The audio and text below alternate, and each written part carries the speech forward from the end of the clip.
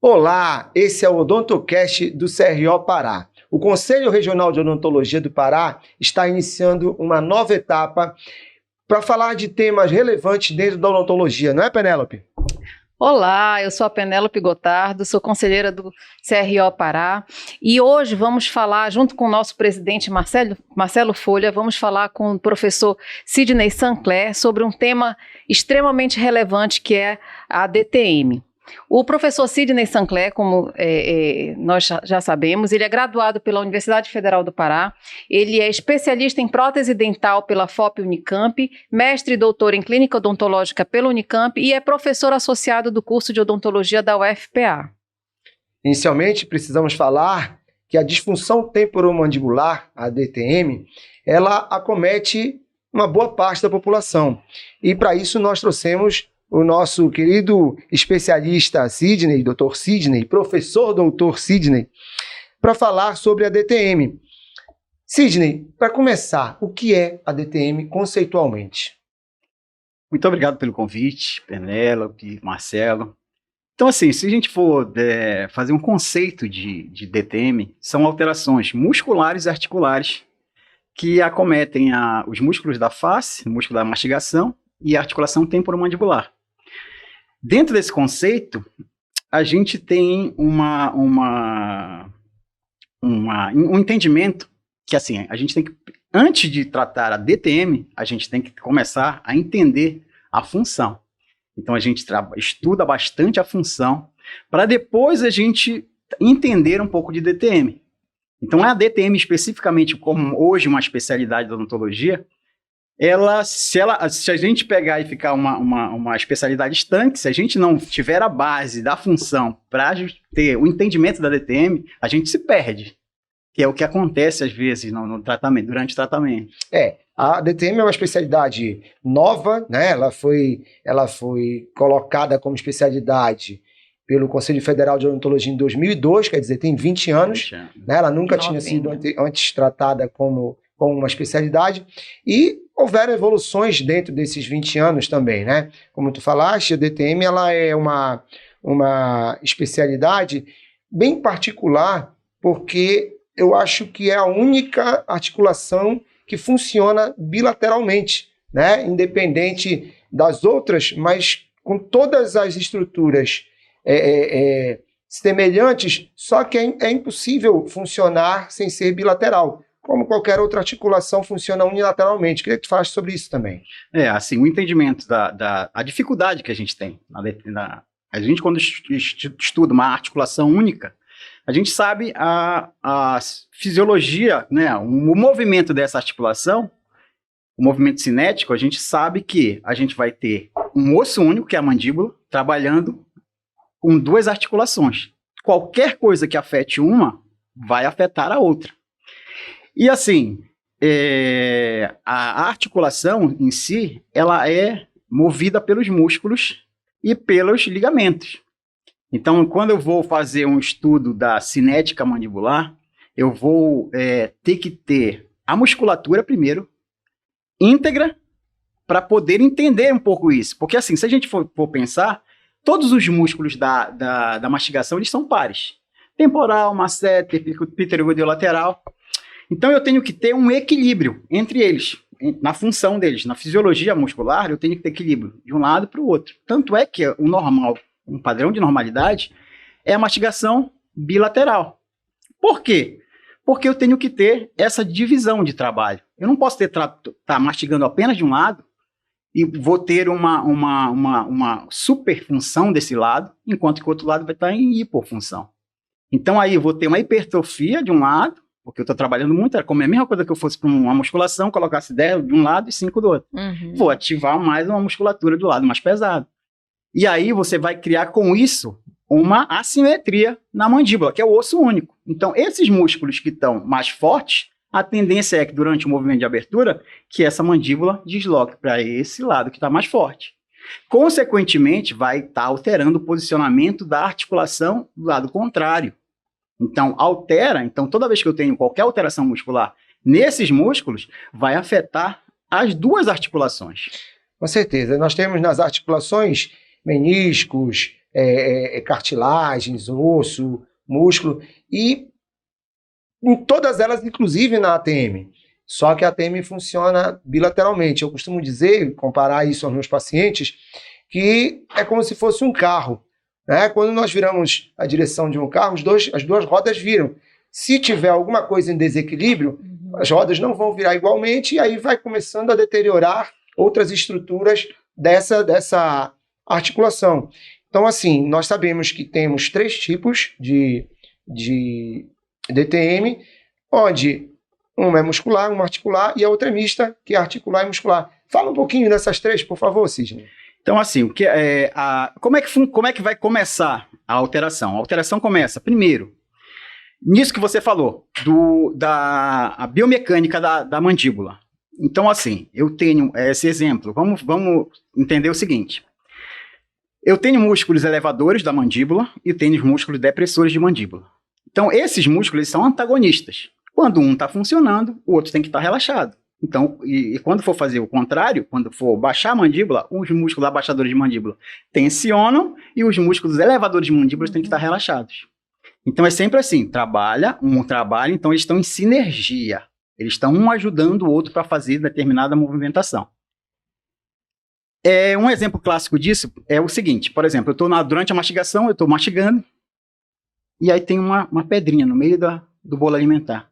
E aí eu tenho um reflexo. Qual é esse reflexo? O primeiro reflexo é parar a contração muscular. E o segundo reflexo é abrir. Então, assim, o que coordena é o contato interdental. Que é o quê? O contato interdental é que ele vai dizer o posicionamento, quanto de pressão, então quanto vai mastigar, quanto de força vai fazer, que são os receptores sensoriais que estão no ligamento periodontal. Tem no ligamento periodontal, tem no músculo, tem na articulação. Então, esses receptores sensoriais que vão nos dar como esse indivíduo vai estar mastigando. Uma vez que tem uma alteração, por exemplo, eu perdi um dente, geralmente aquela clássica, perdeu o primeiro molar, que foi o primeiro dente que nasceu, sim. Perde o primeiro molar, o segundo molar, ele vai em busca de contato, ou seja, ele vai mesializar, e a ponta do segundo molar vai ficar o plano oclusal vai ficar alterado. Ou seja, toda vez que ele fizer um movimento de protrusão, aquele contato vai estar estabelecido. Então, e lembra que esse contato não é fisiológico. Durante 24 horas, a gente tem 17 minutos no máximo de contato interdental. Então, não é para ter o contato.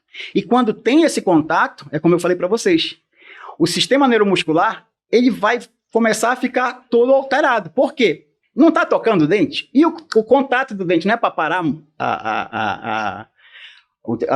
a musculatura? Ele é o contato que é o início para parar o travamento. Então, se está tendo esse contato durante o movimento que não era para ter, o sistema neuromuscular vai ficar todo alterado. Então, começou-se as alterações musculares, aí tá, quais são, o que o organismo faz para se defender? Ele vai mudar o posicionamento da mandíbula, para evitar aquele contato. Então, mudando o posicionamento da mandíbula, talvez não tenha mais contato Só que ele está alterando o posicionamento do músculo, do funcionamento do músculo. O músculo era para estar em uma posição e está trabalhando em outra. Ou seja, esse músculo está sobrecarregado. Aí entra o tipo muscular. Aí ele vai ter uma alteração muscular. Uhum. Tá, beleza. Consequentemente a isso, se eu estou com uma alteração a nível dos músculos, o que vai acontecer? A posição da mandíbula vai estar alterada. E esse posicionamento da mandíbula alterado vão ter as consequências articulares. Então, assim, uma vai engrenando na outra. Primeiro eu tive um problema muscular. De côndilo, de cavidade granulada. Quais são as alterações musculares? Articulares, desculpe. As articulares, elas podem ser o deslocamento do disco. O funcionamento a gente sabe que está o disco, sobre o disco está o côndilo, sobre o côndilo está o disco, e durante o movimento de abertura tem uma rotação e depois uma translação. E o côndilo tem que ficar em cima. Qualquer alteração, por exemplo, quem faz com que esse côndilo, ao deslocar para anterior, o disco permaneça, é o músculo pterygoideo lateral, que está sobre ele que vai puxar o disco. Se eu tenho uma hiperatividade do músculo pterygoideo lateral, que consequentemente ele pode estar puxando antes. E quando Aí- volta, dá o estalo. Você vai ter os ruídos articulares. O que é o ruído articular? É a incoordenação do complexo côndilo-disco. Então, quando ele faz a movimentação, o disco não está sobre o côndilo. Ou ele saiu antes, ou ele ficou para trás. E a recaptura é o estalo. Então, o estalido é um indicativo de que tem uma alteração articular. E quando teria a mista? Muscular e articular. Quando você tem o comprometimento muscular e articular junto. Então, assim, se a gente Então, for pensar... A mista ela já é o articular quando já está envolvido. Bora pensar assim, Marcelo. Uma pessoa jovem, ela vai ter primeiro o comprometimento muscular. Se ela me procura, nessa alteração que ela teve, tem um caso recente sobre isso, lá no projeto que a gente faz na Federal. A Juliana tem 23 anos, uma menina nova, alteração, tem todos os dentes na boca, beleza. Ela tem uma pequena alteração de dimensão vertical, diminuição da dimensão vertical, problema ortopédico, diminuição de dimensão vertical. Essa diminuição da dimensão vertical, que é a altura dos dentes do terço inferior da face, É mais curto, né? Uma ela vai altura diminuir o reduzida, terço né? inferior da face. Se ela está diminuindo o terço inferior da face, o que ela está fazendo com a articulação? Diminuindo o espaço do disco articular. Tudo Ou seja, acompanha, né, professor? está tudo interligado. Tudo está Você acompanhando. tem uma diminuição do terço inferior da face, consequentemente, uma diminuição do espaço intraarticular. Aí aquilo que eu expliquei ainda agora. Se tem... Aí aí é na física. fase articular, ainda não chegou na fase mista. Aí, ó, é física. É física. Se não tem o espaço, ou ele vai para frente, ou ele vai para o lado. É física, dois corpos não ocupam o mesmo lugar no espaço. Então, diminuiu-se o espaço intraarticular. Então, o disco anteriorizou e lateralizou. Ele saiu de posição. E aí vai gerar consequências. Vamos dizer que a Juliana, ela teve a sintomatologia, ela tem 23 anos, ela teve essa alteração e teve sintomatologia e procurou tratamento. Então, se a gente intercepta agora, a gente vai tratar a musculatura. Se progride, vou ter consequências articulares. Porque ao ter uma musculatura alterada, eu, consequentemente, lá para frente, eu vou E ter se progride mais ainda, vai ter articular e muscular. muscular e articular. Quanto mais a idade progride... Tu considerarias como uma muscular e articular mista já numa perfuração de disco? Ou ele pode também, olha a pergunta, ele pode também perfurar só numa questão articular, sem ter um envolvimento chegado à mista? Porque a mista ela é conceitual, né, Sidney? Assim, como eu te falei, se você tratar logo no início, vai ser só muscular, vai evoluir para um muscular e articular, e aí, porque assim, a diminuição do espaço interarticular, se não tem o espaço, o que vai acontecer? Um osso vai estar contactando com outro osso. Se esse disco ficou na posição dele, ele vai estar em sobrecarga. E aí, o que a gente tem que entender? Dentro da articulação, o que reveste a articulação é a cápsula articular. A cápsula articular que reveste o côndilo e o disco junto, ela é responsável pela fabricação do líquido sinovial. Então, quando você tem uma diminuição do espaço, consequentemente, você tem uma compressão dessa articulação e compressão da cápsula que fabrica o disco articular. Então, o que vai acontecer? Ao ser comprimida, ela para de fabricar o líquido sinovial. E aí, qual é a consequência disso? Você vai ter uma articulação sem lubrificação. E, como eu falei para vocês, se vai evoluindo com o passar do tempo, não tem o que fazer mais depois, porque vai ter perfurar, e aí a gente vai ter outro, não é mais o estalido, a gente já vai ter uma crepitação, que é uma característica de degeneração do disco articular. Então é progressivo. Então, assim, aquilo voltando para o da Juliana. A Juliana, há 23 anos, ela teve a sintomatologia e a gente já vai resolver, graças a Deus. Por quê? Porque a Juliana poderia ter esse problema e não ter sintomatologia. Então, ela ia descobrir, talvez, lá para 50, 60 anos. Já com tudo detonado. E aí, essa progressão da doença articular já foi. Porque não tem como voltar. Então, no caso da Juliana, a causa começou por uma diminuição dessa dimensão. Do terço inferior da face. Exatamente. Provocado por um hábito. Um hábito, o que a gente tem que entender? Né? Porque aqui vem uma pergunta, quais seriam o que causa a DTM? Exatamente, a terceira pergunta. Calma aí, rapidinho. Já falamos de conceito, já falamos dos tipos, e agora, o que causa a DTM? Então, olha só, vamos lá. Nesse caso específico, de uma diminuição, o que a gente tem que entender é que desde lá da criança, desde o bebezinho, a gente tem um entendimento dessa como é que funciona a oclusão. Então, a gente tem um bebezinho lá de 3 meses que ele não tem dente, lógico, né? Sim. Aí ele vai fazer qual movimento? Já que ele não tem dente, ele não tem os receptores sensoriais do ligamento periodontal. Então, ele não tem propriocepção nenhuma. A única propriocepção que ele tem é no músculo orbicular do lábio. E aí ele vai brincar de... Sucção, né? Que é a mesma coisa que a gente vê quando o paciente perde todos os dentes. fica... O velhinho lá que perdeu todos os dentes, ele fica buscando, né? Buscando a propriocepção do músculo orbicular do lábio. Então lá, desde de criança, ele tem o estímulo de vai e volta, vai e volta. Primeiros dentes que nascem são os incisivos centrais inferiores, depois o incisivo lateral, o central superior, e a gente vai ter a primeira guia. Uhum. Quando tem a primeira guia, lembra que a eminência articular, nessa fase do bebê que ele está indo e voltando, é rasa. Sim. É bem rasa. Por quê? Porque o côndilo está passando ali, vai e volta. Para ter essa liberdade, né? Porque ele não tem... ele vai... Então, assim, é o desenvolvimento da oclusão. Então, a gente vai e volta, nasceram os primeiros dentes. Então, eu tive o quê? A primeira guia. Essa guia vai servir para quê? Para estabelecer o quê? A profundidade da articulação. Por quê? Ele não vai mais para frente agora, porque tem os dentes. É um anteparo. Para ir para frente, ele tem que ir para frente e para baixo. E aí começa o desenvolvimento da eminência articular do temporal. Depois disso, quais são os dentes que nascem? Os molares. Que aí ele vai ter a primeira dimensão vertical de oclusão. Então, estabelece a primeira dimensão de oclusão, vertical de oclusão, a primeira altura da face, e ele começa o processo de desenvolvimento do crânio facial. Que ele vai começar para baixo. É um estímulo. Certo? Então, esse contato dos molares vai o quê? Preservar o espaço intraarticular. No caso, ter o espaço para o disco. Depois disso, quem é que nasce? Se ele bateu aqui, bateu na frente, ele não pode mais fazer o movimento anterior. Então, ali está os... Professor, só interrompendo. Esse movimento é importantíssimo, né, para criança ter esse desenvolvimento, né? Isso. A amamentação é importante. A amamentação, né? Isso. Então, assim, eu como odontopediatra não tenho como não ressaltar isso, né? Que para de repente sanear ali, prevenir uma posterior causa, né? Tem uma relação forte também com relação a isso, né? Porque assim, na amamentação ele só faz o movimento de ordenha, então tá tudo ok.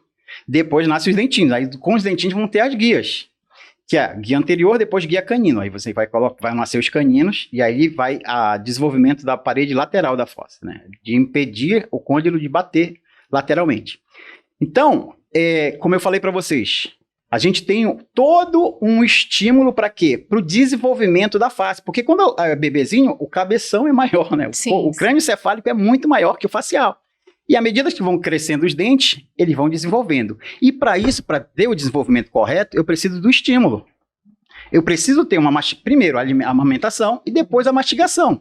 Ah, come só papinha e não está desenvolvendo a musculatura. Eu preciso ter a mastigação. Uhum. Para quê? Para desenvolver a musculatura corretamente. O padrão de contração muscular é dado por quem? Pelas guias, que é o contato dentário, ele vai interferir no quê? Na contração. Para ou continua a contração. Então, toda vez que eu tenho um contato dentário, eu estou interferindo nesse sistema neuromuscular. E esse sistema neuromuscular vai ser desenvolvido para quê? Ele vai ser repetido na dentição mista e depois vai ser repetido na dentição permanente. Uhum. Então, eu preciso dessas guias de desoclusão e da dimensão vertical para quê? Para me garantir o posicionamento correto do disco sobre o côndilo na dentição adulta. Então, para te ver como o negócio é complexo, que vem desde lá do desenvolvimento todo. Para a gente organizar aqui, para a gente arrumar a casa. Em relação às causas, nós temos possíveis causas de origem dentária, de origem muscular, de origem esquelética, de origem articular e até mesmo de origem cerebral, né? Então, quer dizer, a questão emocional também é uma das causas que dá o gatilho de dar o start para iniciar qualquer problema relacionado a DTM. Certo, aí tá. Então vamos lá. Então olha só, eu tive lá desde a amamentação, desenvolvimento até uma perda precoce de um dente descido, né? Perfeito, exatamente. Perfeito. Por quê? Coisas que a gente às vezes, né? A gente passa batido e a importância de um dente. Mas quando você vai, o o indivíduo procura um dentista, vai lá, mas um dente, tudo isso por causa de um dente, você não sabe das consequências da falta de um dente. Então, várias consequências. Restauração em contato Uma restauração um contato prematuro. Ele vai alterar o quê? O que ele altera? Essa propriocepção. E aí a mandíbula muda de posição e aí vai ter consequências musculares e depois vai ter articulares. Mudar a forma da cavidade. Então, assim, tá tudo interrelacionado. Aí o grande problema que a gente tem na disfunção é o seguinte: chega lá na idade adulta, sintomatologia. O paciente é baseada no sintoma ou não, que eu acho um erro. Porque assim, se você vem com um desenvolvimento errado e você não percebe que, assim, qual é a dificuldade que a gente tem? Quando adulto, já viveu tudo isso, já tem uma série de alterações que vem desde criança, como é que eu vou saber para tratar agora? E aí o pessoal pega, quando faz uma pesquisa, vai basear em sintomatologia. Não pode, pô. Não dá para basear em sintomatologia, porque não tem uma relação... Porque foi a vida inteira, 24 horas por dia, todo dia. Não tem uma relação direta de causa e efeito. Imagina uma força de mordida que chega aí a mais de 100 quilos, né? A mandíbula carregando 140 quilos todo dia, o dia inteiro. Por mais que seja durante 17 minutos de contato, e isso é variável também, é uma média, mas isso vai gerar todo um processo de degeneração em articulação. E aí, voltando agora para a nossa organização aqui, que a gente precisa arrumar a casa, nós vamos falar um pouquinho desses sintomas. Quais os sintomas principais que envolvem a disfunção temporomandibular? Então, assim, os sintomas são sintomas musculares. Dores de cabeça, geralmente dor intemporal, dores masseter, dores, as correlatas, dores em fundo de olho, dores de ouvido, às vezes até afeta a coluna dorsal. Por quê? Porque aquilo que eu falei do equilíbrio é muito importante. A gente tem músculos pares e a gente tem que ter uma tonicidade equilibrada. Por quê? Porque se eu tiver um lado mais forte que o outro, eu vou tender a movimentar a mandíbula para esse lado. Concorda? Sim. Se eu movimento a musculatura para esse lado, ele mudou o posicionamento original, o que vai acontecer? Eu vou ter uma tendência de mudar o posicionamento da cabeça. E esse mudar o posicionamento da cabeça, ele está interrelacionado diretamente com o quê? Com a minha coluna vertebral. Então, eu alterei a posição da cabeça, altera a minha coluna vertebral. Nuca, cervical. Toda, até pode chegar a consequências lombares. Por quê? Porque é um conjunto, não é uma coisa específica. Uhum. Então, eu tenho alterações que pode ser de cabeça. Eu tenho uma classe 2, geralmente. Eu vou jogar a projeção, a cabeça para frente. Vou ter alteração cervical. Então, qualquer consequência que eu tenho de uma alteração de posição da oclusão, eu vou ter consequências. E aí não dá para chegar lá na frente e dizer, olha, não tem relação. Como a gente ouve, é uma briga que tem. Antigamente, hoje em dia, você trata? Trata. Não trata. Então, como é que você trata? Tá dando certo? Então trata, faça do jeito que tá. Mas assim, entenda que tem desde lá da amamentação, tem um caminho. Então, quando você não desconhece todo o caminho, para você resolver quando tá lá, fica muito mais difícil. E as pessoas se perdem às vezes no tratamento. Certo. Sidney, qual a idade mais prevalente para ocorrer a disfunção temporomandibular? Lógico, é uma média. Assim como a Juliana tem 23 anos, a gente também tem pacientes que levam uma vida inteira para desenvolver a sintomatologia, né, da disfunção temporomandibular. Marcelo, junto assim, a essa pergunta, Marcelo, só associando, qual seria então também essa prevalência? Porque já que você está falando aí que são inúmeras causas, né, que vai gerar um efeito a longo prazo, né? Então, o que a gente tem que entender aí nesse caso? A gente tem que entender que sintomatologia é uma coisa. Eu já tive paciente no consultório que eles chegaram com os dentes na cervical, todos desgastados. E a pessoa não sentia absolutamente nada. Nós já pacientes com meia-idade avançada, né? Marcelo, o cara não apresentava absolutamente nada de sintomatologia, nem muscular, nem articular. Nada. Adaptou, nada. Né? Por quê? É diferente de um para o outro. Cada um tem a sua sensibilidade para dor. Uhum. Cada um tem e tem assim também a capacidade de adaptação estrutural de cada elemento. Então, tem pessoas que, por exemplo, como a gente citou ainda agora, se tiver uma classe 1 alta, vai ter toda a sintomatologia, dor muscular daqui a pouco. E tem outras que, como desgasta todo o dente, não sente nada, absolutamente nada. Então, a gente não pode basear só em sintoma.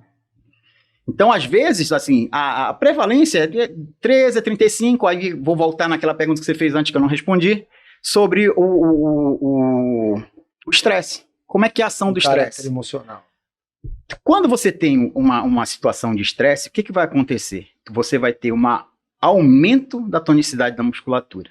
Então, assim, você tem uma diminuição da capacidade de adaptação estrutural e o aumento da tonicidade muscular. Então, se o músculo tiver em hiperatividade, ele vai extrapolar e vai passar a ser sintomático. Através de quê? Através do estresse. O estresse foi aquele que, encheu o balde d'água, transbordou. Por quê? Por causa do estresse.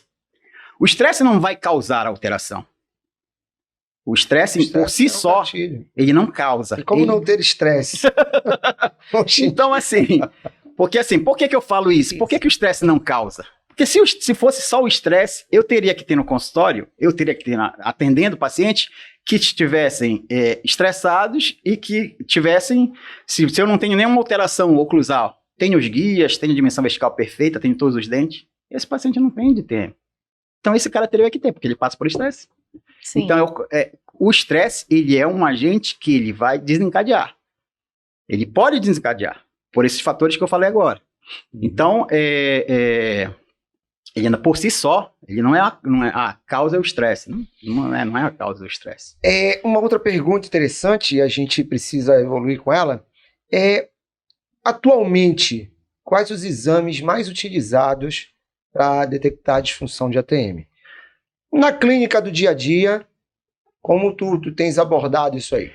Marcelo, são duas situações distintas. Olha só, eu tenho um projeto na universidade que, assim, lá na universidade a dificuldade que nós temos é o quê? A gente não tem uma tomografia computadorizada, então a gente pede uma panorâmica, uma planigrafia, que é um corte panorâmico da articulação, só que tem muita sobreposição de imagem, a gente não consegue ver, eu consigo ver se tem uma alteração, a grosso modo. Sim, um aplaneamento, achatamento de côndilo. E a tomografia seria o exame inicial para a gente ver o posicionamento do côndilo. Tudo bem, mas é estruturas duras. São ósseas. Aí vamos lá. Porque assim, o que acontece? Eu não vou de cara pedir uma ressonância magnética. Sim. Por quê? Se eu não tenho alteração de posicionamento do côndilo na articulação, para que eu vou pedir uma ressonância? Não tem justificativa. Moles, na área Se eu tenho uma alteração de posicionamento de côndilo, do côndilo, aí eu vou prever que eu posso ter uma alteração de nível muscular, articular. Ligamentar. Então, assim, é gradativo. Eu não vou logo pedir, vou solicitar para todo mundo, olha, faz uma ressonância que é o melhor exame. Então, vamos de panorâmica para o clínico entender também, vamos de panorâmica, de tomografia. Depois tomografia, depois a ressonância, se necessário, entendeu? Ok. Mais algum exame além desses três? Via de regra? Não, via de regra são esses. Antigamente a gente tinha a transcraniana, uma radiografia que era específica, tinha uma técnica específica, material específico para fazer, mas hoje foi deixado de lado por causa do advento da tomografia, que é muito mais fácil, muito mais prático. Hoje, com a odontologia digital, eu consigo pegar a tomografia, eu faço a montagem do articulador virtual e a montagem e caso a tomografia. O que seria então, é o ideal. Que seria um outro exame, fugindo da imagem, o exame da arcada através dos modelos também. Sim, aí já seria uma outra abordagem, outra coisa, exame clínico. A gente chama isso de o paciente virtual. Sim. Onde no paciente virtual eu tenho o escaneamento das arcadas, eu tenho às vezes o escaneamento de face e eu pego monto no articulador virtual igualzinho como se monta no articulador convencional. Aquela não fase de montar, não tem mais.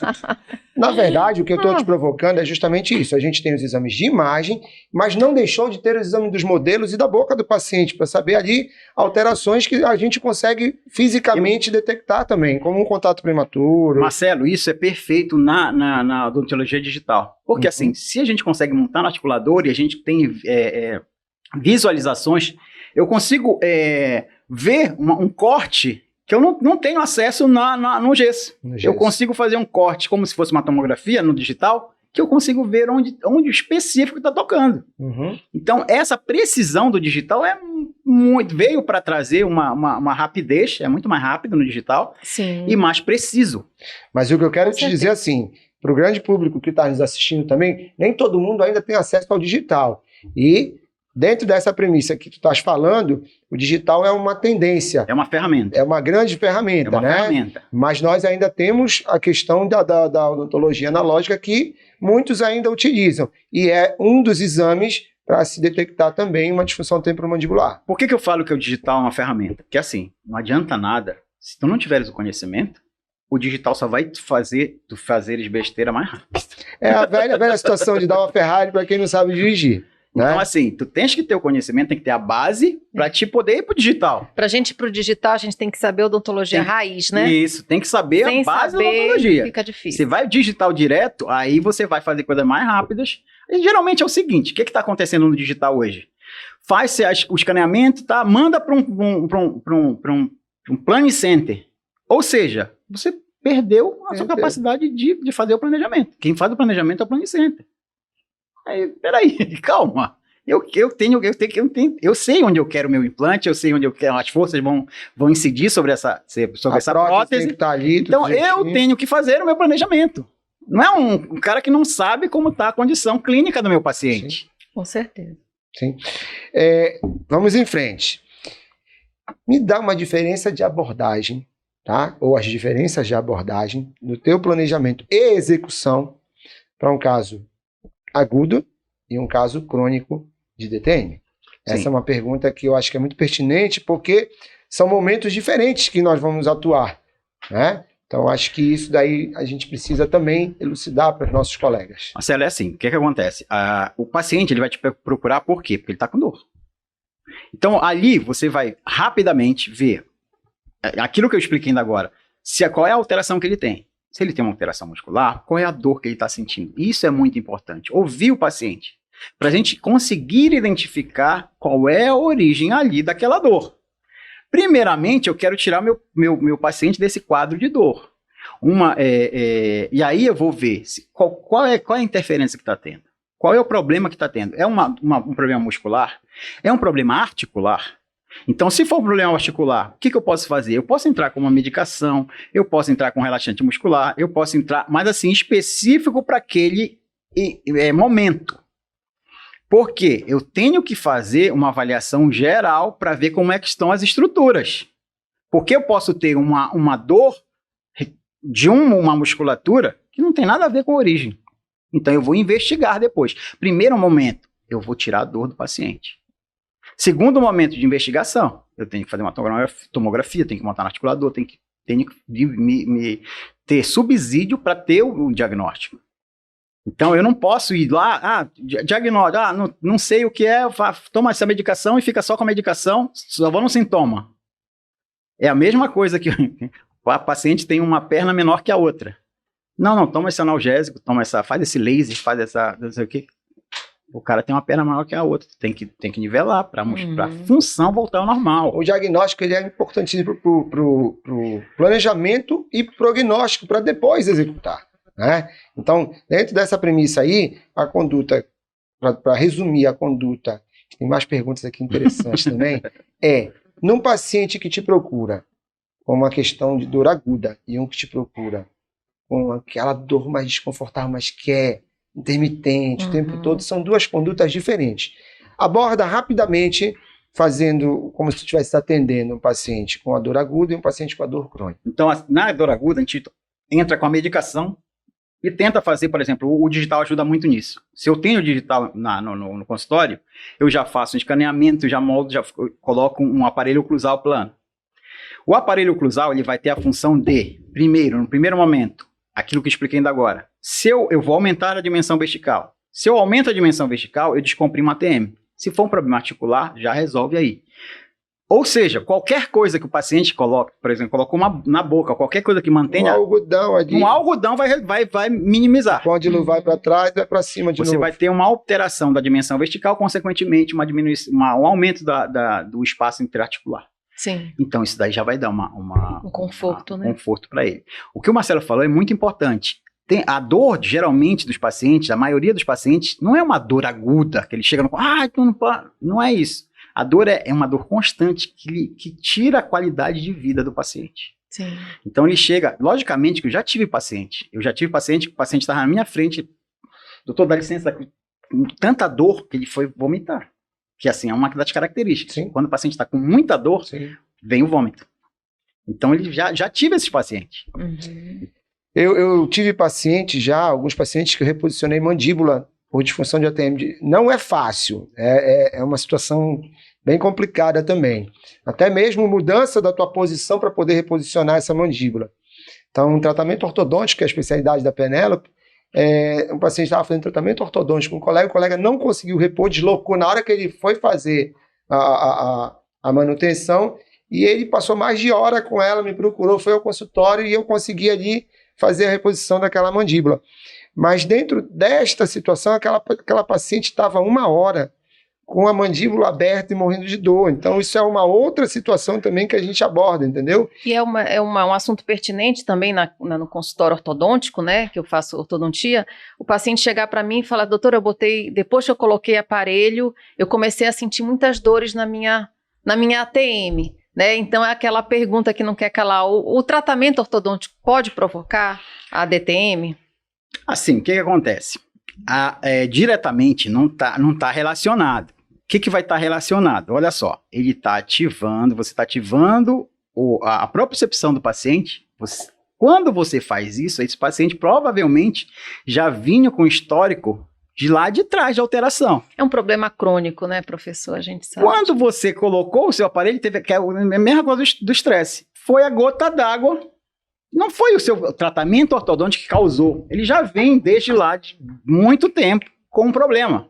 Uhum. Agora estourou na sua mão a bomba, que é o que acontece muitas vezes no tratamento de reabilitação oral. Os reabilitadores orais, eles não se preocupam... Não, volto aqui. A maioria não se preocupa com a posição muscular articular. E aí, o que acontece? Você reabilita o paciente, os dentes, só que a posição pode estar numa posição errada. Então, você vai reposicionar os dentes numa posição que pode ser que não seja aquela. O que vai acontecer? Esse reposicionamento do dente ativou a sintomatologia. E a partir daquele momento, começou a sintomatologia. E aí o paciente vai brigar. Quando eu coloquei os dentes, se era para me trazer conforto, me trouxe dor. Então, prévio à reabilitação, idealmente seria uma questão de reposição da dimensão vertical. Não é isso? Tratamento da musculatura e articulação. Que aí, quando você trata a musculatura, a dimensão vertical correta, a articulação vai estar na posição fisiológica. Então, o padrão ouro de tratamento seria a placa miorrelaxante, Não. a placa para levante de mordida? Qual seria o tratamento? Olha só. Padrão ouro. O tratamento, ele passa por uma série de situações. Deixa eu só fazer um parêntese nisso que a Penélope está falando. Como eu falei agora, e essa é uma conversa aqui que a gente está tendo, a dimensão vertical de oclusão, o côndilo tem que estar bem posicionado acima e à frente, né? Que quando a dimensão é perdida, ele vai para trás e para baixo, né? Em relação ao tratamento que nós estamos agora abordando, nós temos diversas possibilidades. Uma delas é o tratamento clínico e a outra é o cirúrgico. Dentro do clínico, é uma pergunta que eu quero fazer também, porque está dentro de toda uma nova situação que é a própria radiofrequência, né? Quando você tem que fazer o tratamento com choque mesmo, né? Queria que tu falasse um pouquinho desse tratamento com radiofrequência. O que tu vais ter? Olha só. Então, assim, a gente vai tratar a musculatura, né? Quais são os meios que eu tenho para tratar a musculatura? Como eu falei para vocês no início. Como é que é a fisiologia muscular? Então, eu tenho contração e repouso, contração e repouso, contração e repouso para ter uma movimentação efetiva. Então, se durante eu tenho problemas de dentes que estão contactando durante o movimento, já acabou essa fisiologia muscular. Porque se o dente contacta, ele para a contração muscular. Então vira uma bagunça Desequilibra tudo. o sistema neuromuscular dele. Então, o que eu faço quando eu instalo um aparelho oclusal? Quando eu instalo o aparelho oclusal, eu estou bloqueando essa propriocepção. O posicionamento da mandíbula, ele vai estar bloqueado. Então, ele não vai ter referência de posicionamento. Quando você está no aparelho oclusal, você bloqueia essa propriocepção, ele fica sem referência de posicionamento, volta na posição fisiológica do músculo. Então, o que eu quero com o aparelho oclusal? Eu quero o bloqueio da propriocepção. Quais são as consequências do bloqueio da propriocepção? Fisiologicamente, o músculo volta para a posição dele normal. Consequentemente, a mandíbula volta para a posição dela normal. Consequentemente, a articulação volta para a posição dela normal. Os músculos antagônicos trabalham em equilíbrio. Aí eu estou fazendo o dever de casa, que é o quê? Restabelecendo toda a fisiologia neuromuscular.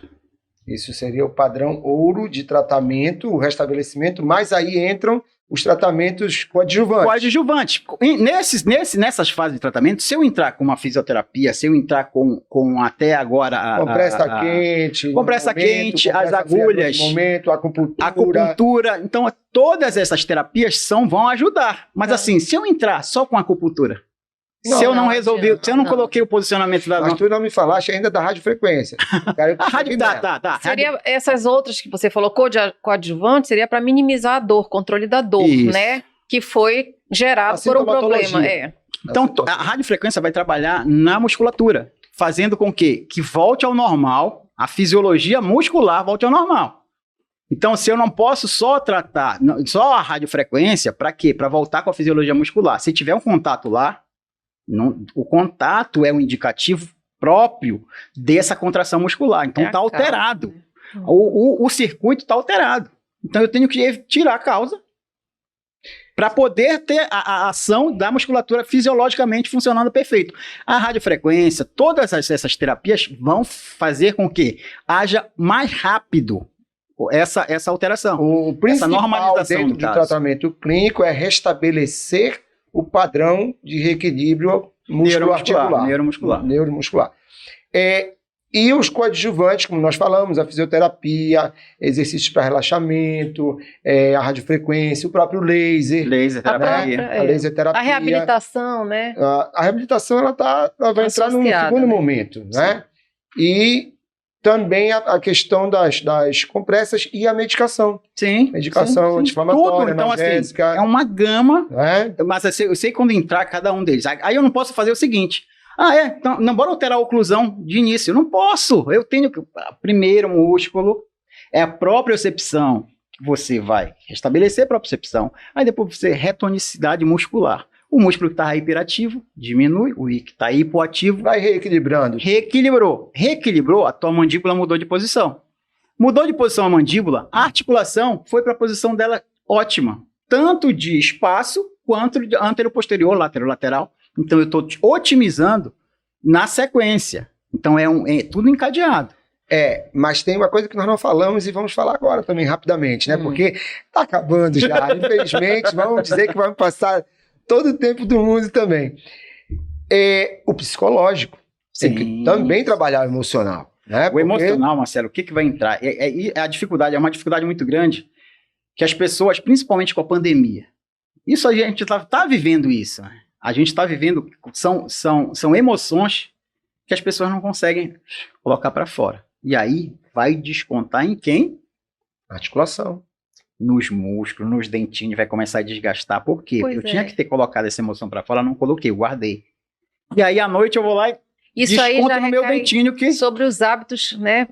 Parafuncionais. Que também é uma abordagem muito complexa, né, professor? Assim, hábitos parafuncionais, entende que o bruxismo é DTM? Não tem nada a ver uma coisa. O hábito parafuncional pode levar a DTM. Sim. Então, um hábito parafuncional, eu roo caneta, eu chupo o dedo, vai alterar a tua articulação, tu não vai ter guia. Aí a guia, que foi feita para proteger a articulação, não tem, a eminência, o côndilo na eminência, vai ter uma remodelação e vou ter uma série de consequências. Então, o hábito parafuncional, ele pode levar a uma disfunção.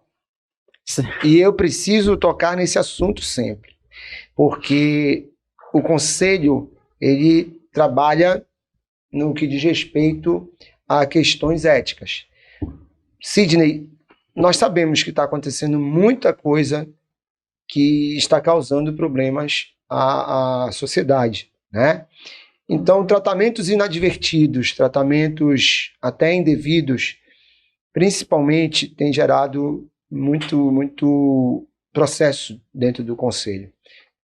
Na tua opinião, nós poderíamos minimizar isto com o profissional tendo mais cuidado, principalmente em relação à questão de preencher documentos, de ter, além do termo de consentimento livre esclarecido, ter também o prontuário muito bem preenchido, que é uma coisa que o cirurgião dentista acaba relaxando um pouco. O médico, ele tem o prontuário dele todo preenchido, enfermeiro. Então, eu acho até que é uma oportunidade que nós temos de orientar para que o profissional da odontologia também tenha a documentação muito bem preenchida para que se proteja também no revés de qualquer tratamento odontológico mal executado. Com certeza, Marcelo. O que acontece? Isso que a gente falou, abordou ainda agora, por exemplo, eu vou fazer um tratamento ortodôntico, a Penélope colocou. Se eu não faço uma avaliação antes para ver como é que está a situação, porque assim, lembra da Juliana que está com uma alteração de diminuição do espaço? Ela vai colocar o aparelho dela, vai reposicionar os dentes, só que a dimensão vertical está baixa. Ou seja, vai continuar. Vamos dizer que após o tratamento ortodôntico, vem a sintomatologia. Sim, porque vai mexer de quem foi a culpa? Da Penélope, porque ela não observou que ela já estava com uma diminuição de dimensão vertical. Então não foi a Penélope que criou essa situação. Ela não observou. Então essa situação vem lá de trás, vem de desenvolvimento. Falta de mastigação. Aí às vezes a bomba vai estourar. A bomba vai estourar na tua mão. Né? Então é necessário que a gente tenha um amparo dos exames, da ficha do paciente. Por exemplo, dor. O que eu vou trabalhar? Vou trabalhar com dor. O paciente chegou na primeira semana, na segunda semana, tem uma escala visual analógica. Você pergunta para o paciente, ou tem uma escala lá que o paciente mensura quanto de dor ele teve. Quanto de dor ele iniciou, quanto de dor ele está na segunda sessão, na terceira sessão e no final do tratamento. Então aqui, olha, é o quê? Como é que eu vou mensurar a dor? É difícil. E na ficha dele tem anotado, olha, tá com 100%, foi para 10, foi para 0, foi para... Entendeu? Então aí é um amparo legal que eu tenho de documentação. Porque assim, o que acontece? Isso, e a gente está falando uma parte superficial, a gente está falando não é da dor crônica.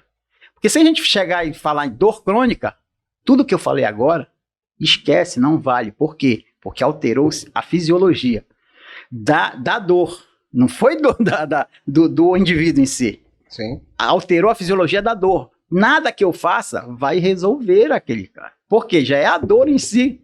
Esquece, é outra coisa. E aí, como é que a gente se protege? Como é que eu vou dizer que não fui eu que criei isso? Então eu vou lá, olha, esse paciente estava isso, estava com dor quando ele estava, então eu tenho que escrever tudo. Para quê? Para me preservar. Certo? Bom, vamos ficando por aqui em mais um Odontocast. Agradecer a presença do professor doutor Sidney Sancler sobre esse assunto tão difundido atualmente, que é a disfunção temporomandibular, a qual acomete muitos indivíduos. Sidney, obrigado em nome do Conselho, obrigado em nome da odontologia por estares conosco aqui dividindo esse espaço. Valeu? Fica as considerações finais para a Penélope, para ti. Obrigada, professor, doutor Sidney. Eu fiquei com aquela sensação de quero saber mais. Tem muita informação, sabe? É uma informação muito rica e a sociedade também tem muita dúvida com relação a isso. A gente atende no nosso consultório no dia a dia, né? Eu que faço ortodontia, faço clínica também. Enfim, são muitas dúvidas realmente que a população tem e que a gente também, né? É por isso que a gente estava conversando. A odontologia a gente tem que se atualizar sempre, estudar sempre, porque as coisas também vão evoluindo, vão mudando, as ferramentas vão melhorando. E a gente tem que tentar dominar o máximo possível para a gente poder dar uma resposta melhor, cada vez melhor para o nosso paciente. Muito obrigada em nome do Conselho. Você, né, deu uma aula aí excelente para a gente poder fechar. Só fica a nossa gratidão por tudo isso. Então, eu quero agradecer esse espaço que abre para a população ter acesso a essas informações, que é muito importante. Às vezes, a gente não tem esse acesso, são poucos locais de tratamento na rede pública que a gente tem de disfunção da TM. Temos no Hospital Barros Barreto, temos lá no CESUPA, tem uma clínica de DTM, e temos também o projeto lá na universidade. Então, assim, é importante o esclarecimento, né? Trazer isso à tona, para a gente poder discutir cada vez mais. E assim, muito bom poder prestar esse serviço. Eu fico muito agradecido, obrigado Marcelo, obrigado Penélope por vocês terem me chamado, e estou à disposição para qualquer outro evento que vocês possam planejar. E um bom dia do dentista para todos os dentistas. Bom dia do dentista para todos nós mesmo. Ficamos por aqui e até o próximo Odontocast.